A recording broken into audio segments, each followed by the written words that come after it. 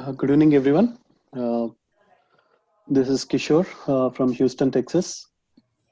Thanks for joining one more webinar as part of our series of these COVID webinars. Again, if there are any new members who are joining for the first time, I'm Kishore Ramaraju. I'm a resident of Sugarland, Texas. I founded this Indian Desi Friends group in 2015, where we got over 30,000 members in 30 plus different cities of USA. One of my passions or hobbies is sharing data or whichever I think is useful for our community. I bring all the subject matter experts from different fields uh, to uh, to to get that information reached to our community members, because information is wealth now, right? Sometimes because of lack of information, right, we miss very key things, right? For example, saving for our kids college. Many of us came from India. Most of us are like first generation here. If we don't have that information until our kids get into high school or when they are ready for college, at that time we understand that, oh, that might be too late, that college fees will be too expensive, or how to prepare for kids college.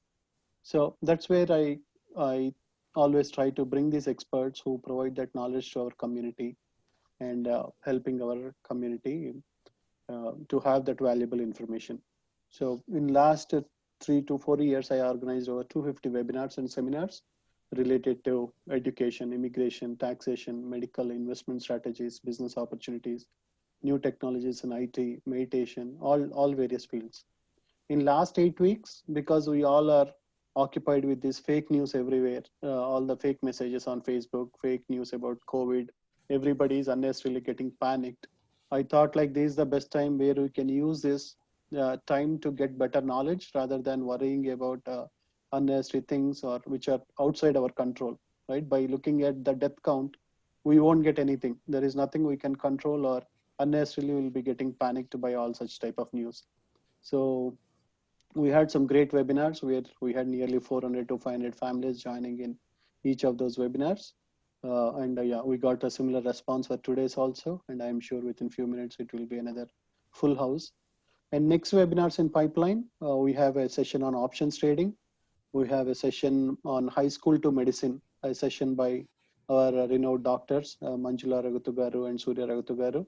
They are going to, they did a high level session, but it will be a detailed session where parents can know if their kids want to become doctor, if their kids are interested to get into medicine. They will share all the tips and all the techniques, or what are the different things kids should start learning if they want to get into medicine. Doctors will give all that valuable information. Then we will have another session on forex trading. We'll have another session on Q&A related to kids college admission process. In case if you are looking for any other topics where you want a subject matter expert to share that information to you, please let me know by sending an email or by messaging me. Again, just a high level glimpse of what are the sessions we had. In last 8 weeks related to kids college and education, we had different sessions like how to get into elite colleges, what is this college financial planning, how to prepare for SAT, ACT, what are the various alternate strategies for kids college savings other than 529, why AP courses are important, all about college essays. And we had a meeting with the coding wonder, 12-year-old data scientist, Mr. Siddharth. Then how should high school students plan for a career in medicine? College admissions changes beginning fall 2021. Innovative ways to lower college cost of attendance. We did all these 10 sessions. We'll have a 11 session, which will be more Q&A in all these 10 topics. Then related to investments and career, future of affiliate marketing, how to build wealth in recession, where we had nearly 5 subject matter experts from stocks, from options, from real estate, from all different circles. They came. It was a wonderful session. And then ABCs of Bitcoin, passive income from real estate investments, data science with Python, fun with Python for kids, scaled agile certification training, make passive income using Fluzz app, Python for kids, a demo by 12-year-old data scientist, technical analysis and charting. We had all these 10 different webinars related to investments and career. And then related to COVID situation, we had like 2 sessions on take charge of your mind by Mr. Mohan Naid Garu. Then impact of immigration and visa extensions due to Corona by Mr. Rahul Reddy, one of the top attorney in USA. Then CARES Act and SBA disaster loans. Another session on emergency immigration session on new executive order on travel restrictions. We had a session by a mortgage expert on mortgage refinance because many members were having questions like, is it a good time to do mortgage? Can we do the refinance of our homes? Those things. So again, that was another great session where a lot of members got a huge value from attending that session. Then last week we had a session on the importance of mindfulness for improving self-confidence, right? Because this is the time where everybody is panicked, everybody is worried about the job market, all those things. So again, that session, we got a great feedback. If around 60 to 70% of these sessions were recorded. In case if you want to see any of these sessions, you can always go to YouTube, search for my name, Kishore Ramaraju, and then you can watch the recordings of any of those previous sessions. And today's session also will be recorded. But again, I encourage each of you to be there till the end of the session, because always the live session gives much more value rather than watching a recording, right? Because you can ask all your questions, all your doubts, and get from the expert. And now it's time to introduce our guest speaker today, Mr. Shashi Vaja.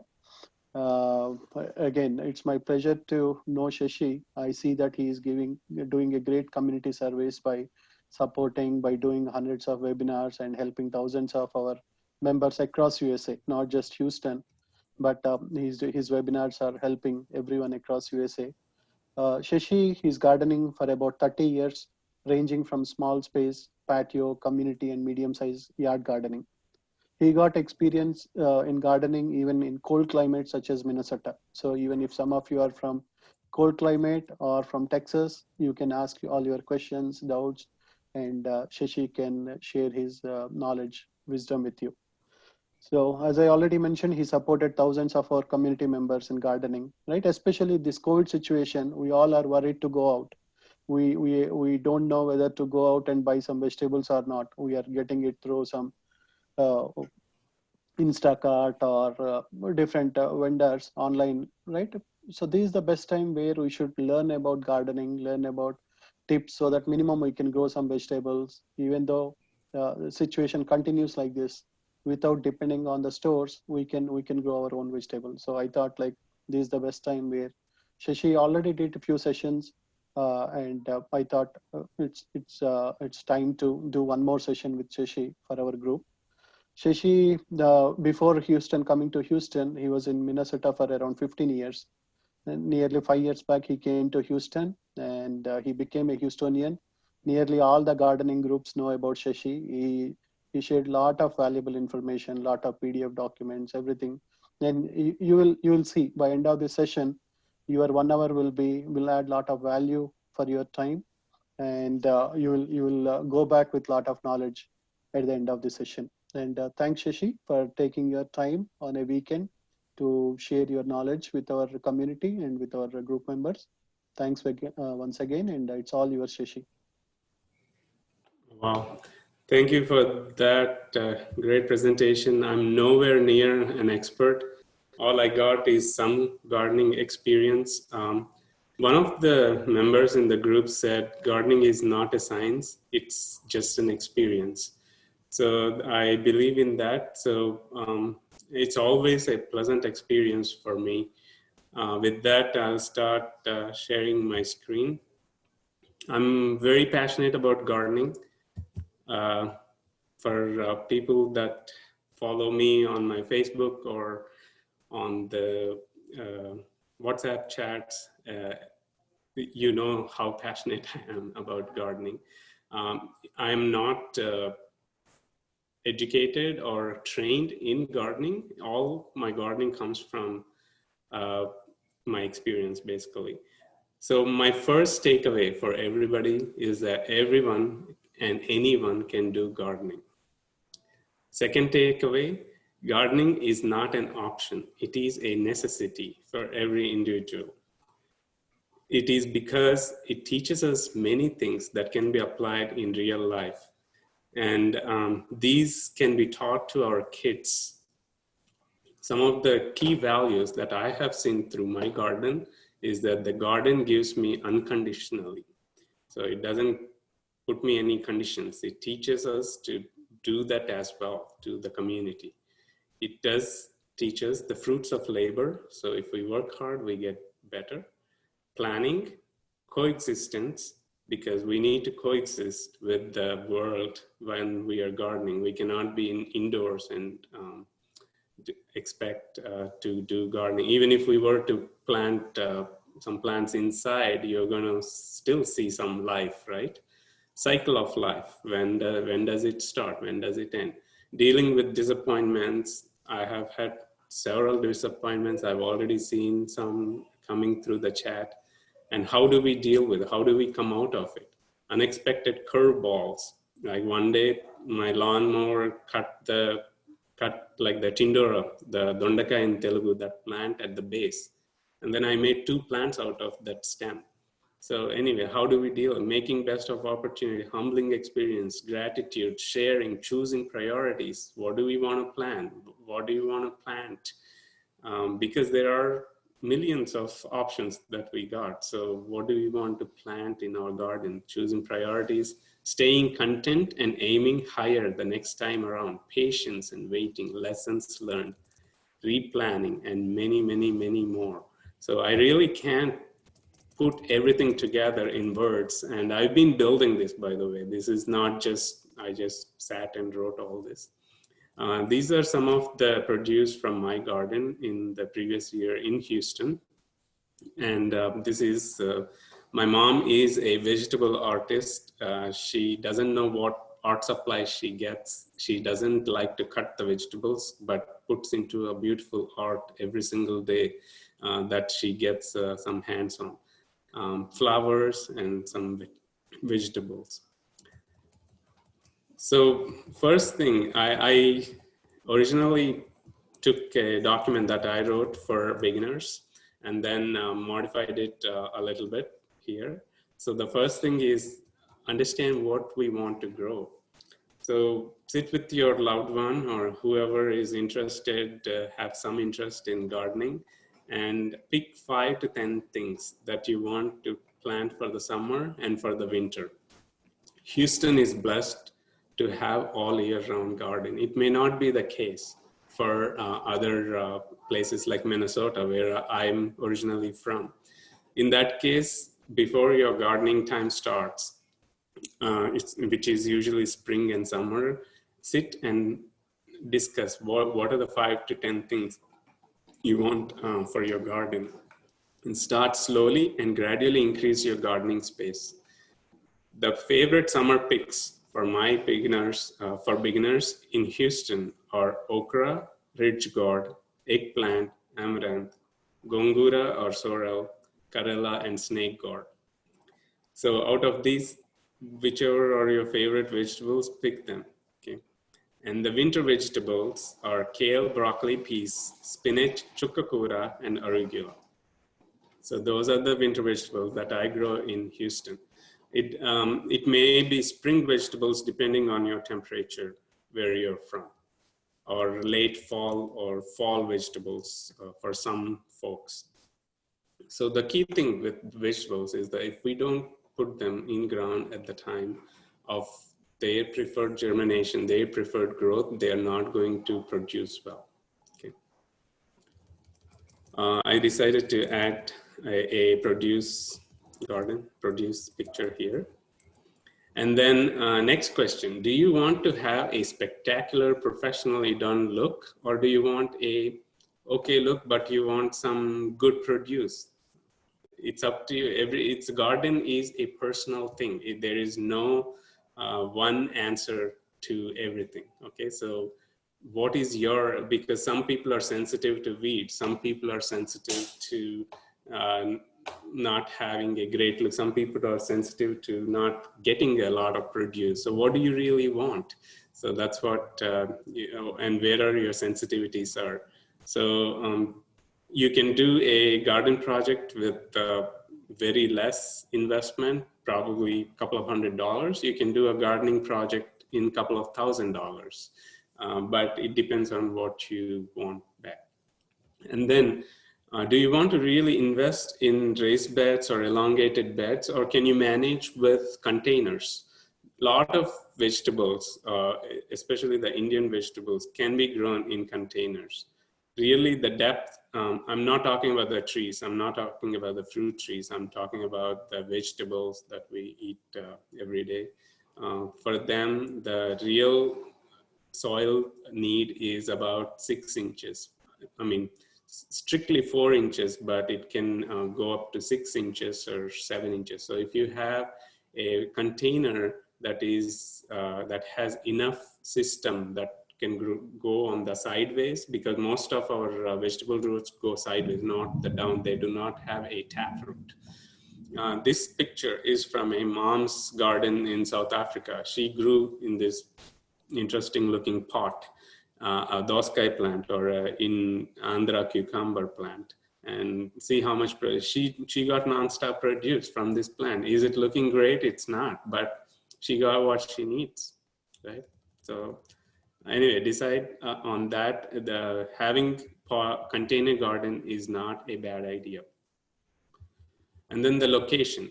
Most plants require minimum 6 hours of sunlight. It's better to select the location where you get good sunlight. Do not plan to occupy your entire backyard with beds. Leave room for kids to play. Backyard should be a place where you should enjoy with your kids as well, not just gardening, or maybe gardening with kids for better. Identify location of the beds. My preference in Texas, we are blessed with fences. When I was in Minnesota, I had a quarter-acre land, but we didn't have any fences, and it felt a lot, but I really couldn't do much with the quarter-acre, except for from like June or May till November or something. And then once you identify that, even to put your beds, you need to understand your site easements, like what are the government requires you to leave for them in case. And then you plan a garden in the easement area, which you can remove without a lot of sensitivity. Understand where the gas lines are, electric lines are, sprinklers, all these. You can call 811 in Texas. I don't know, it may be the same number in other locations, so that they can come and mark the areas before you actually keep your bed. So this is a hand drawing of my garden in Houston. All this is the house here, and this is my backyard. It's 70 by 50 feet, 70 feet wide by 50 feet here. And then I have all my garden along the fence. So these two circles are my fruit trees. I have a few fruit trees. I have strawberry, guava, pineapple, and regular guava and pomegranate.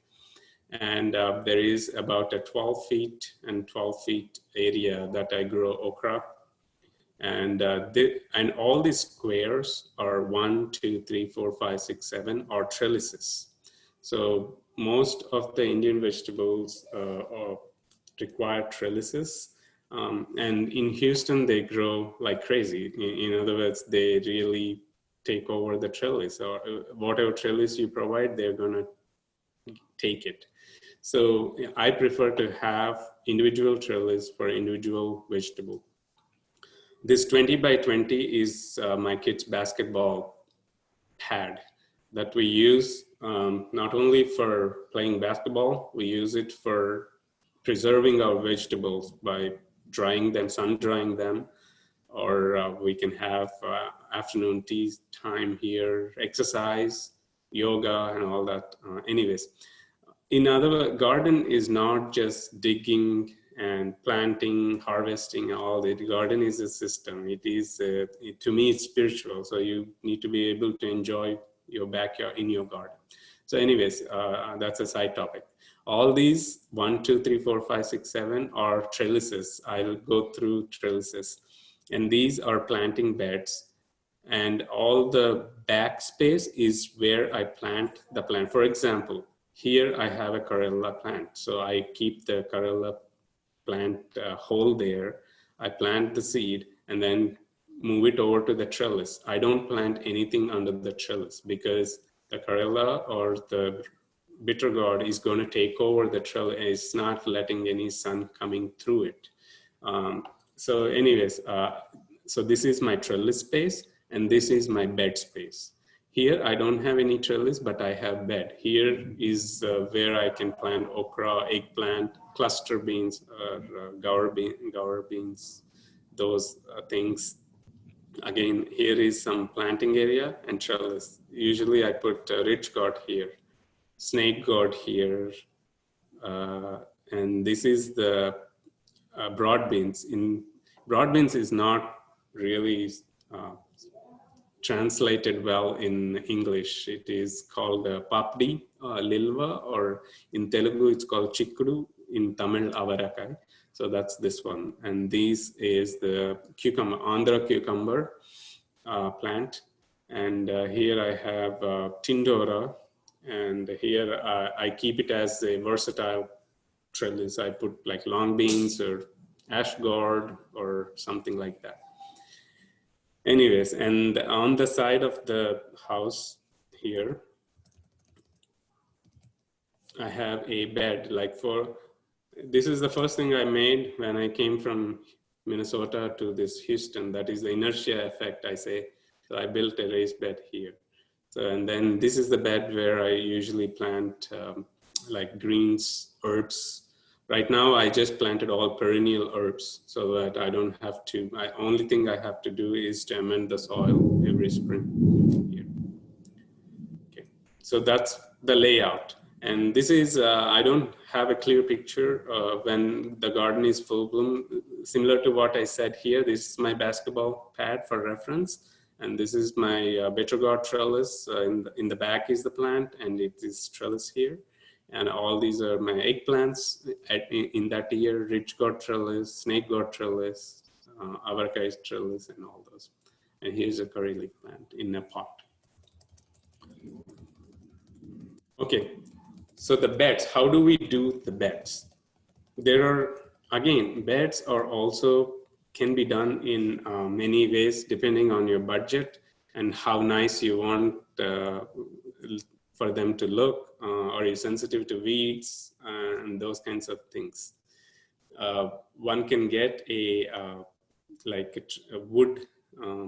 You can get untreated wood and then spray it with linseed oil, which can give you up to 7 years of lifetime for it. You can use bricks, cinder blocks.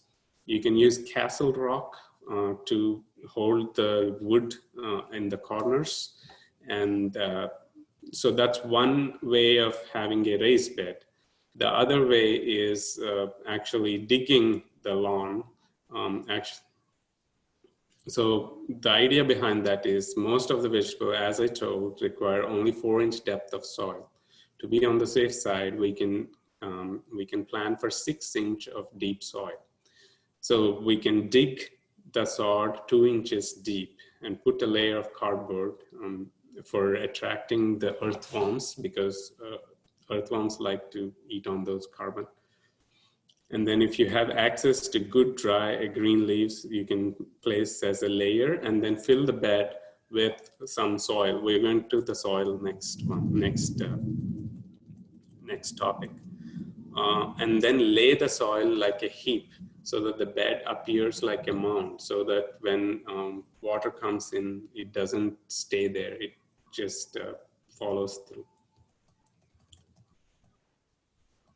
There is another gardener a lot of gardeners have success with doing lasagna gardening method. You can Google and see online resources for lasagna gardening method. It is a layered gardening method where you build in-ground composting for a period of time, but it does take some time, up to 4 months to 5 months.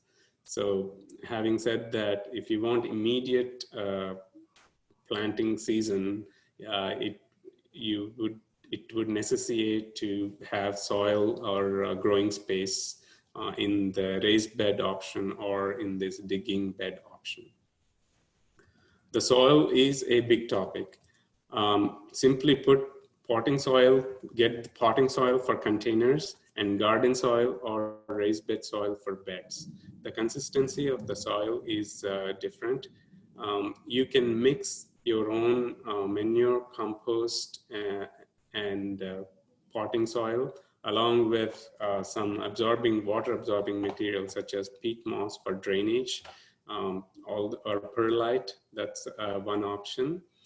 Or you can get pre-mixed potting soils as well from your local sources or from big box stores such as Lowe's and Home Depot. Do not get the soil selected by the lawn guy. It's a hit and miss situation. I've seen so many gardeners getting soil from the lawn guy, and it is not very good because they don't pay much attention. For a beginner, it is recommended to get pre-made soil mixes that are reputed. How do we know the reputed source? It is by talking to the fellow gardeners. I know the local sources for Houston, but I do not know in other areas. Otherwise, you can mix your own by mixing. There are a number of formulas available online: peat moss, compost, manure, all those. When I was in Minnesota, I used to drop my grass clippings in with the city, and they would give me free compost in city of Maple Grove. So basically, that was the compost I used to use in that city. Anyway, it's that kind of resource is not available here. Maybe in your location, maybe you inquire about it. Master gardeners in your location are great sources for you to find this information. So there is Master Gardener Association in every location, almost. So get some information, visit them for their sales, for their seminars or webinars, and get information. Here, I'm partial to Houston because I live there and I know more resources. So here I provided some resources for Houston. Otherwise, a mix of Earth's Finest organic compost from Lowe's, black cow manure, and some organic topsoil will be a good mix as well for raised bed garden. As far as composting is concerned, that is a huge topic as well. You can get the composting drums, those are very good, or the composting bins, or make your own compost bin using trash cans or round big trash cans. Put some holes and layer soil, organic matter, brown matter, and all those. I'm not going to go, there is no enough time to, and I don't do it even for composting. The composting that I do is in ground. So I take all the kitchen scraps and then bury it in various places in the garden growing area. That after a few months are going to attract the earthworms and make my compost within the ground itself. So once the base is laid out, there is no additional need to add extra soil. So gardening is a process. It is important to know your soil. If you're bringing soil from outside or if you're mixing soil, you need to listen to your plants, what they're telling about your soil, and then amend accordingly later on in the next season. For that, a lot of WhatsApp groups and Facebook groups can help to identify the deficiency in the soil. The soil can be tested as well. I do not know the resource for that in Houston, but we can find out online if we search soil test. Weed is and weed control. A lot of people have sensitivities with weeds. I'm not going to go through the ways to avoid weeds in the lawn because I do not know. The weed preventing chemicals are not recommended. I do not use them. And I survive with the weed. such as clovers and like sorrel, oxalis. All these weeds are very important. Excuse me. So I believe that weed is in residential environments. The weeds that we come across are not toxic. In other words, but you need to be careful.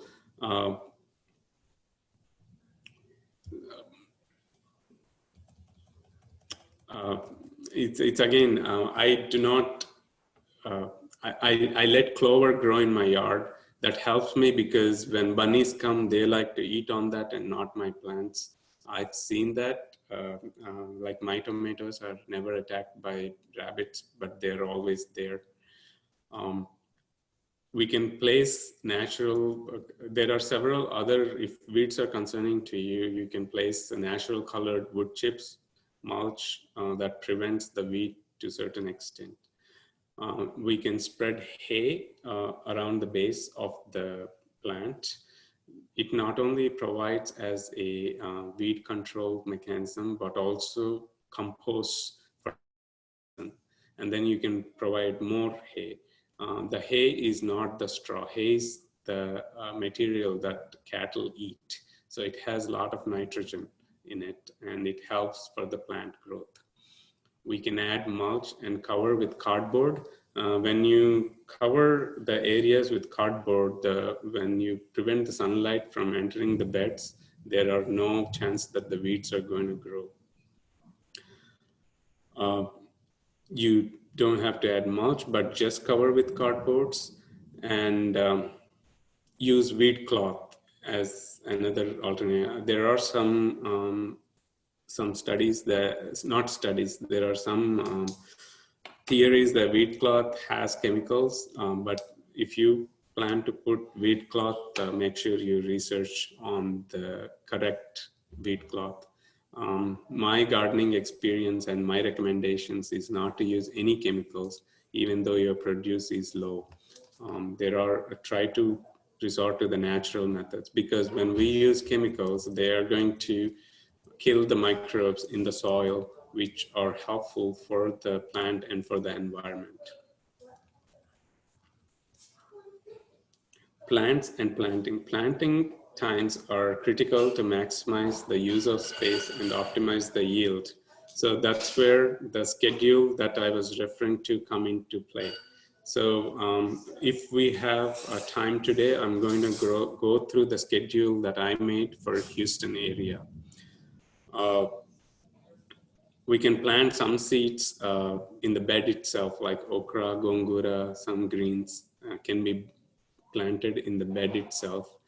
A lot of plants can be, like all gourds, I prefer to start in small pots, not because they don't grow in the growing areas, but because they, when you plant the gourds in the spaces, when they're little, they are prone to winds or pests, like different flying insects come and eat them, those kinds of things. So I prefer to have like 4 to 5 leaves in a pot grown gourd, especially when the seed is, I have not great supply of the seed in my hand.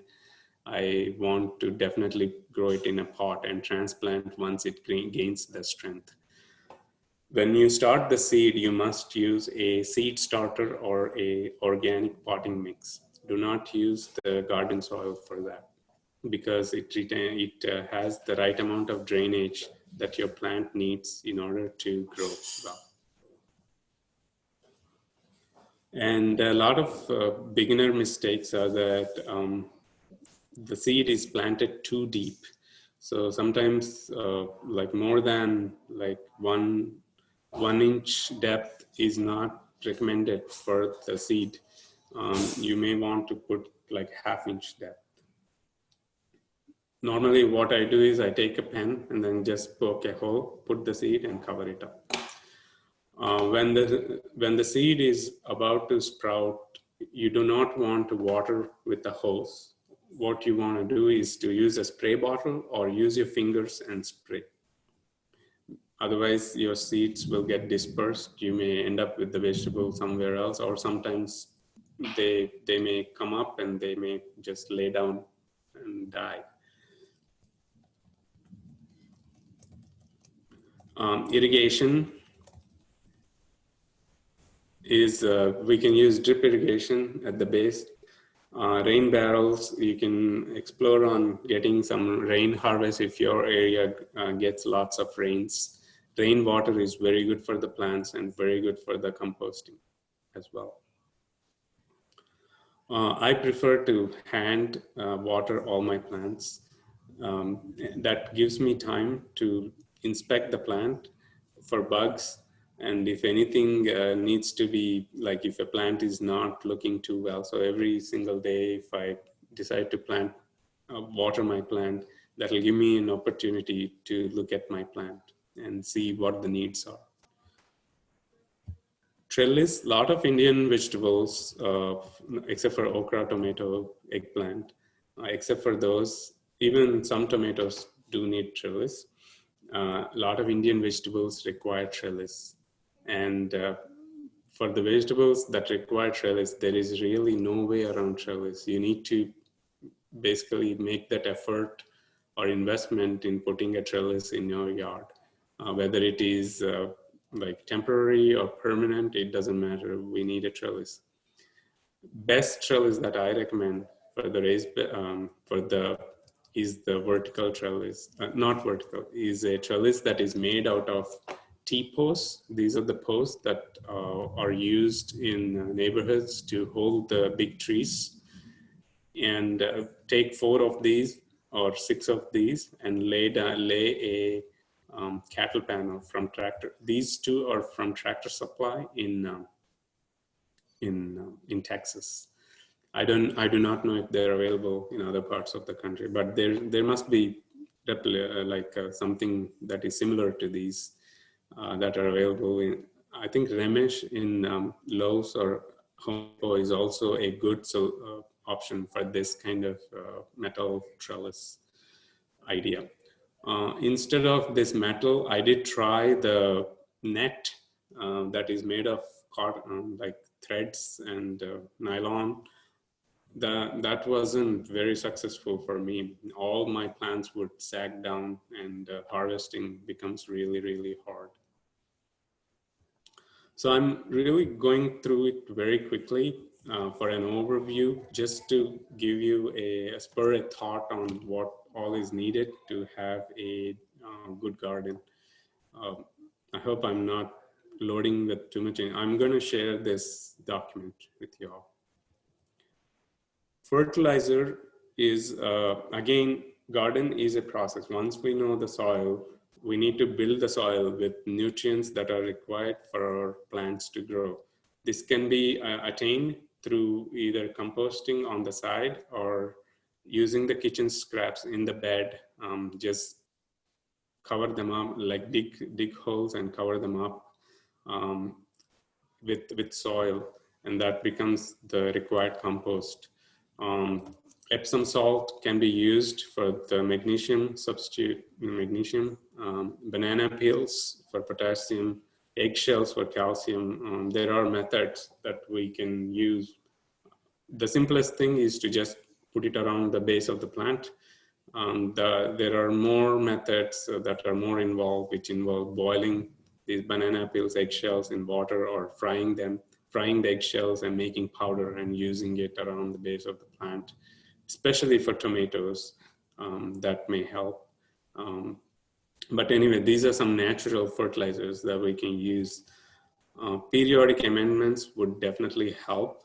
And there are some amendments that I'm suggesting, like plant home, fish emulsion, kelp emulsion, microlife, Epsom salt, I said, rock dust, ash, neem cake, bone meal, blood meal, all these. There is another method called Chauhan Q, fermented fruit juice method. If you Google on that, you'll get a lot of recipes for it. It's very simple. All you have to do is to get some fruit juice that probably went bad on your counter. Make like just hand press juice or juice it using a juicer. Mix it with some sweet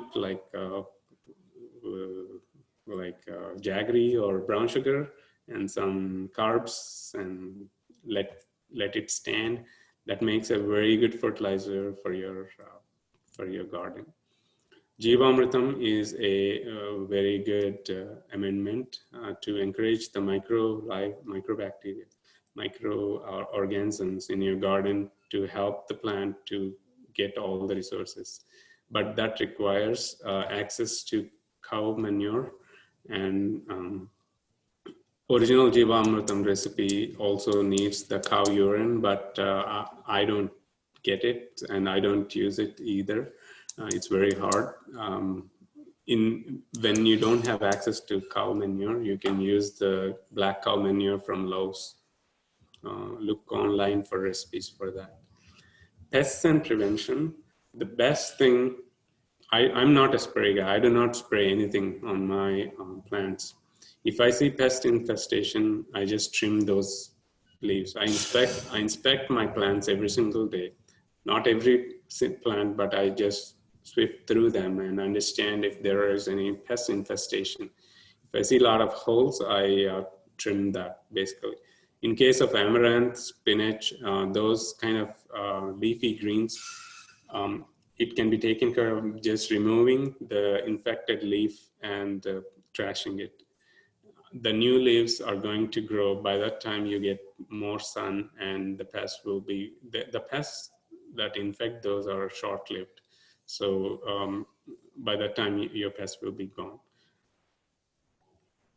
The leaf-footed stink bugs, tomato caterpillars, there are certain category of these pests like the leaf-footed stink bugs, tomato caterpillars, and aphids. These only method that I use is to actually hand remove them using a glove and tweezer. You remove and put them in the soap water.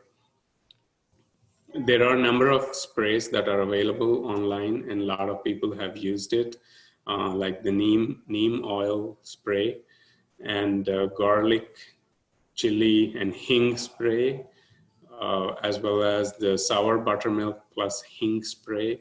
All these have reported to be helpful for fighting these or repelling these insects, but I do not use any of those. If you're planning to use neem spray, it is very effective for a lot of people. If you're planning to use the neem spray, make sure you read the instructions carefully. If the instructions are not followed, or if you follow according to your intuition, there is a very good chance that you're going to burn the plant. So read them very carefully, go extra dilution if necessary, and take care of your plant. If in doubt in using any of the sprays, use it on a leaf first or on a small branch, and observe the plant after 24 hours or 48 hours. If the plant is not showing any detrimental effect, then go ahead, use the same spray on the entire plant. It may help.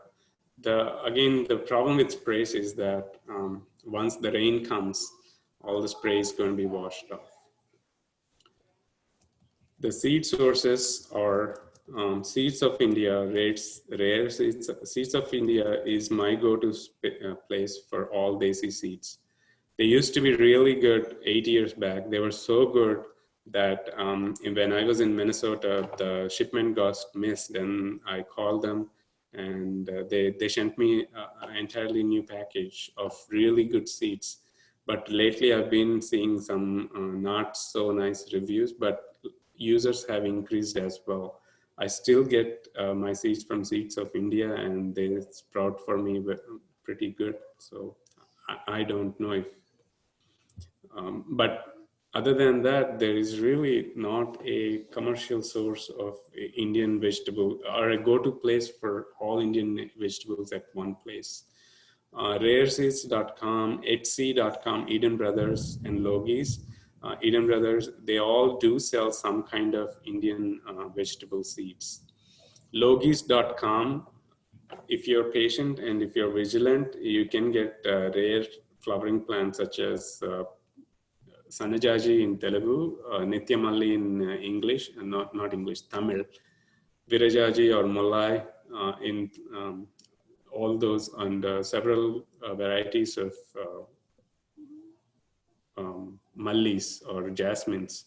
They all are available in Logis, but we really need to be vigilant.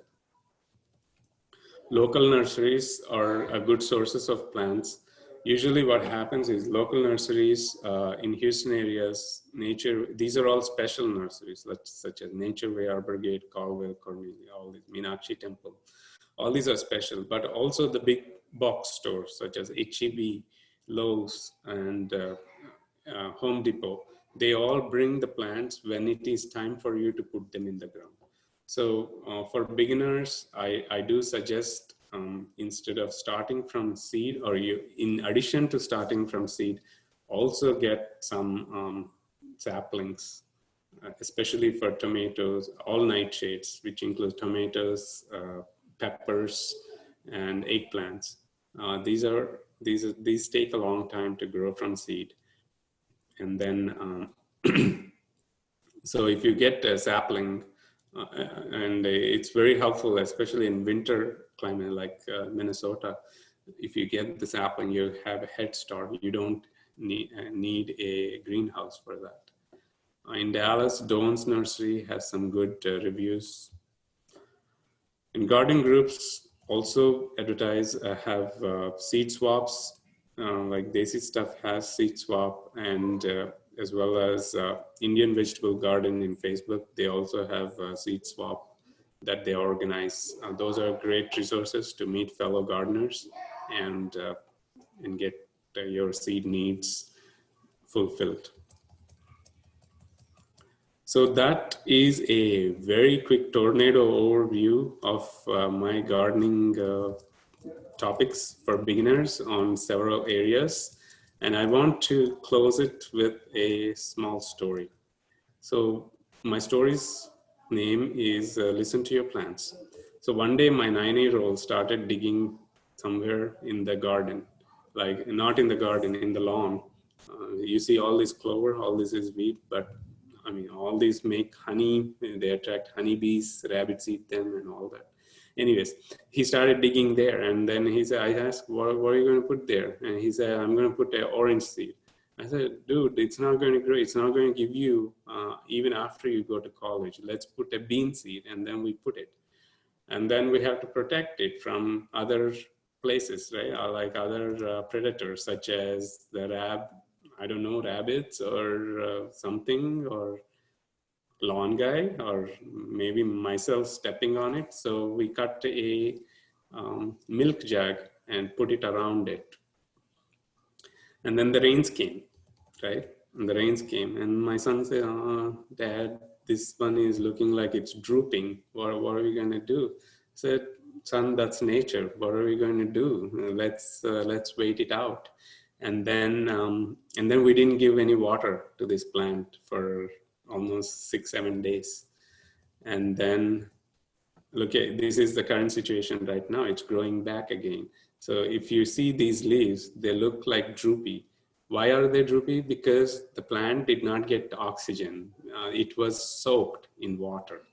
So knowing these little details will help your plant to grow. This is out of nowhere. It is just in my lawn.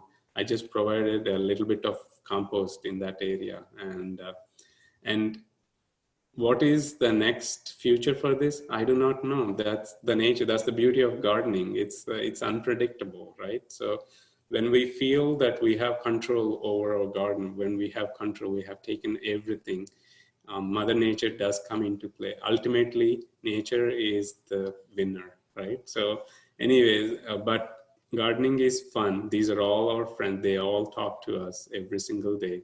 So make sure you explore your gardening spirituality. With that, the first part of my conversation today is done. I hope I was understandable to you all. Kishore, can you please unmute yourself and let me know, should we stop here or go through the schedule? I think we'll have a follow-up session on the schedule, Shashi, because yeah, you mentioned that it will take another 30 to 40 minutes. So Yes. definitely, I see that there is a lot of interest, there are a lot of questions. So maybe we'll take few questions and then we'll have a follow-up session, maybe after a week or sometime. Sure. So the schedule that, can I quickly Sure. say something? So can you see the schedule or no? Not at, Not yet. Okay. So new share. yeah, maybe you do new share. So the schedule that I made is for Houston Zone 9B gardening schedule, especially for only for the Indian vegetables. I followed the planting calendar for my zone and then categorized various types of vegetables and then matched it to the master gardener um, recommendation for when to plant, when to harvest, when to clean up, those kinds of activities. So, and then I added some comments on individual vegetable and all this. So if this is only done for Houston, I cannot speak too much for the other locations. They have to apply to themselves.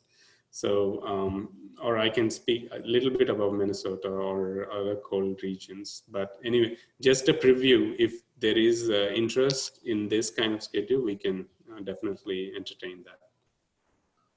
Yeah, Okay. definitely. This will be very useful to everyone, Shashi. All right. So, yeah, there are a few questions. So let me uh, go one by one. If my aloe vera pot is indoors and not having holes, could the drainage issue make it go pale? Yes.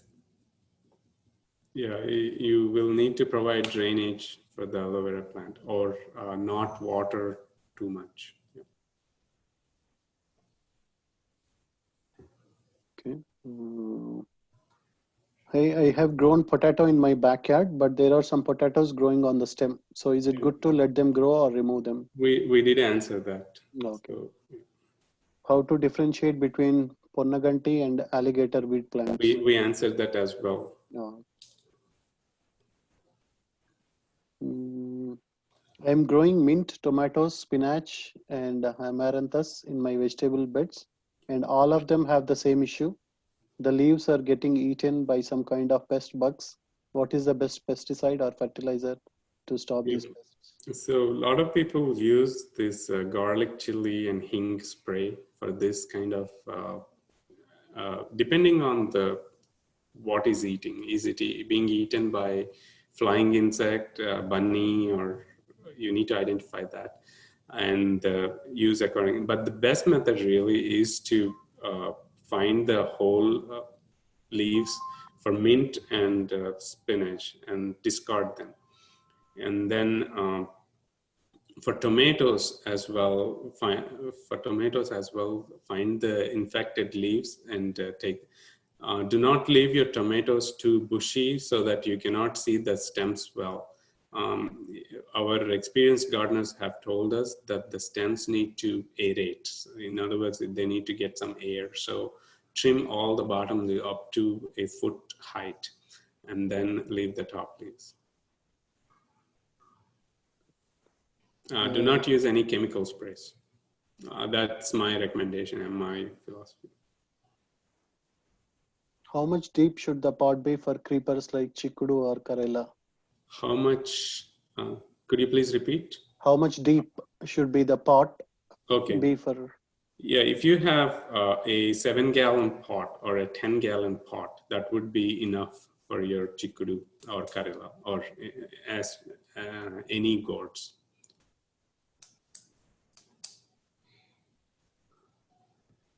Any idea where I can get a gilloy plant or a stem to plant? I do not know that. Okay.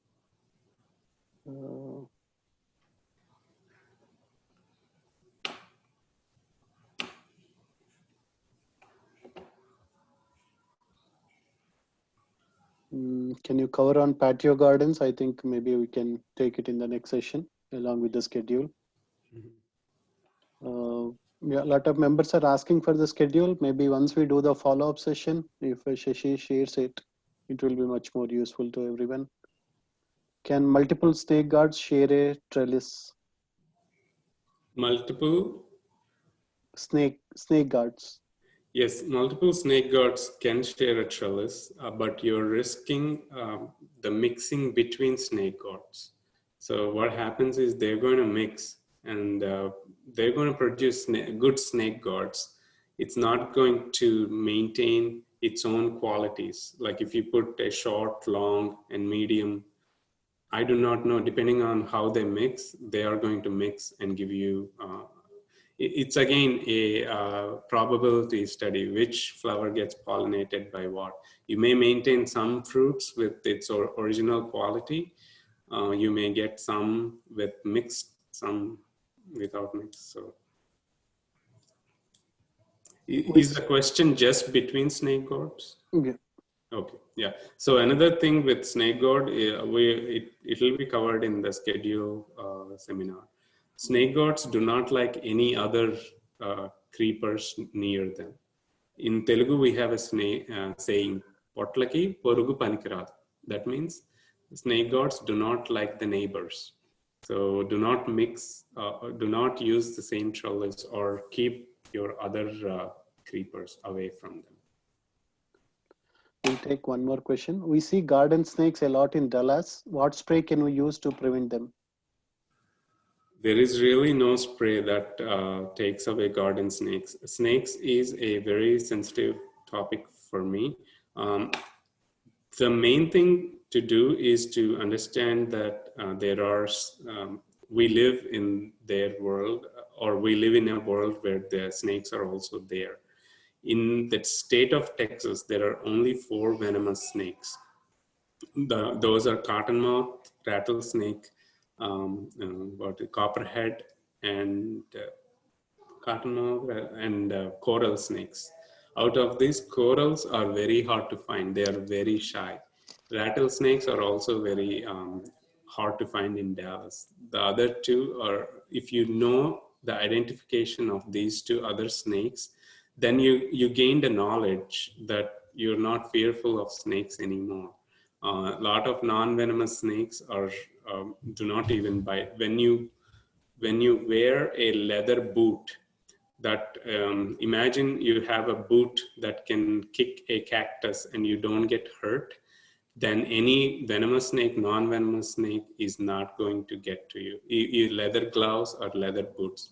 So if you're concerned about a snake bite, make sure you get leather gloves and leather boots and go to your garden, and all trim all your areas so that you can actually see if there is a critter around, so that you don't accidentally step on. And when you're moving stuff, uh, be under a suspicion that there is something under, like a pot, for example, in the yard. So other than that, really snake away, naphthalene balls, camphor, all these do not repel snakes.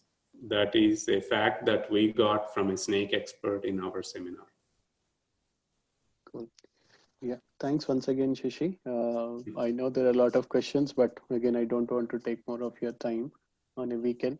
So yeah, thanks everyone. So we'll have one more follow-up session where Shashi will share about the schedule and also about the indoor plants, and also answer all the questions, whichever questions you have, which we were not able to answer today because of the time.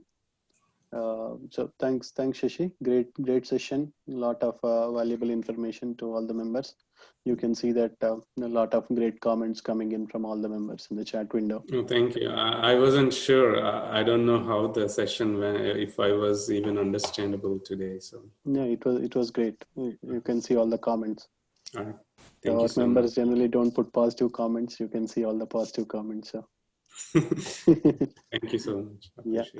thanks Shashi. Thanks everyone for joining, and be safe, and have a great Monday, great Labor Day, and talk to you next week with one more session. Thank you all. Bye everyone. Good night. Bye. I'm going to leave now, or Yeah, Shashi. Yeah. shall I stay, or what?